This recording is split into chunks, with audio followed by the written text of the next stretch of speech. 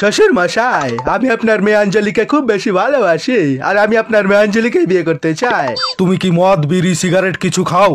আগে বিয়ের কথাটা শেষ করি শ্বশুর মশাই, তারপরে না হয় দুজন মিলে একটা 750 নিয়ে বসবো।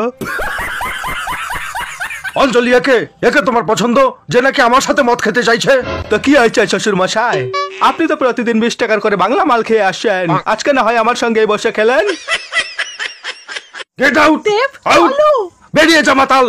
এটা তুমি কি করলে দেব? শ্বশুর মশাই আমাকে মদ অফার করলো, আমি কি মানা করতে পারি? আমি একটা খেয়ে আসি। কেন? আমি তোমার জন্য মদ নিয়ে আসবো দেব, তুমি এখন এখান থেকে চলে যাও প্লিজ। সত্যি? হ্যাঁ তুমি যাও দেব, আমি একটা 750 নিয়ে আসবো। সত্যি। কথা দাও অঞ্জলি। আমি কথা দিচ্ছি মদ খাওয়াবো, চাও।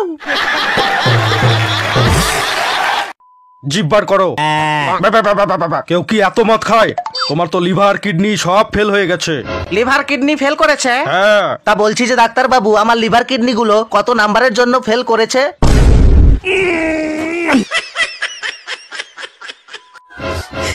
কাল রাতে 750 মদ একাই খেয়েছে, আজ সকালে না ওঠাতে এসে দেখি পুরিটা পটল তুলেছে।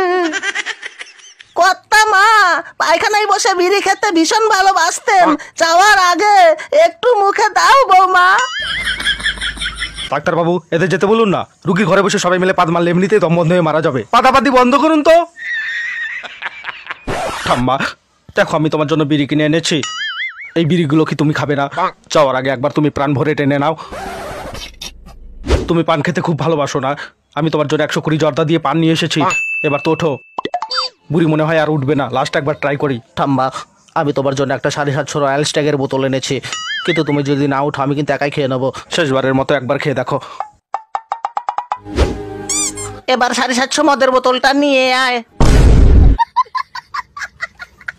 সমস্ত